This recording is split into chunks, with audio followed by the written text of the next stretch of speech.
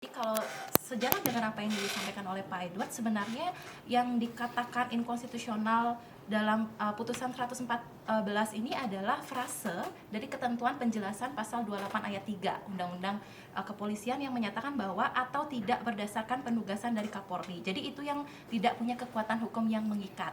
Tapi yang harus dicermati di sini adalah Polri harus mengambil sikap yang tegas, karena kalau kita lihat kan putusan MK itu sifatnya final dan mengikat. Jadi sifat putusan MK yang final dan mengikat itu sebenarnya sudah diberikan langsung kewenangannya oleh Undang-Undang Dasar, khususnya dalam ketentuan pasal 24C. Jadi kita bisa tahu bahwa Mahkamah Konstitusi itu berwenang untuk mengadili pada tingkat yang pertama dan terakhir yang putusannya bersifat final. Jadi kita bisa tahu bahwa putusan MK itu final dari segi putusan.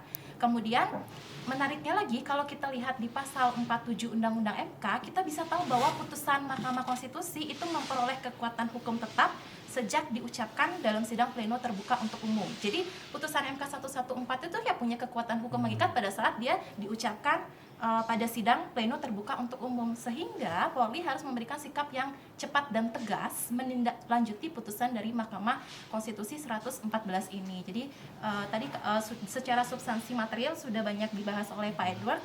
Kami hanya menyarankan bahwa dengan adanya putusan Mahkamah Konstitusi ini berarti konsekuensi yuridisnya kan untuk menaati putusan MK. Jadi Polri harus mengambil sikap yang tegas dan cepat begitu untuk menindaklanjuti inkonstitusionalitas dari penjelasan pasal 28 ayat 3, yang mana kalau kita lihat kan anggota Polri itu hanya dapat menduduki jabatan di luar kepolisian setelah mengundurkan diri atau pensiun. Nah, di sana dari Dinas Kepolisian. Nah, itu yang harus ditindaklanjuti dari jumlah yang ada di putusan MK kan disebutkan 4.351. Nah, itu harus dipilah tuh.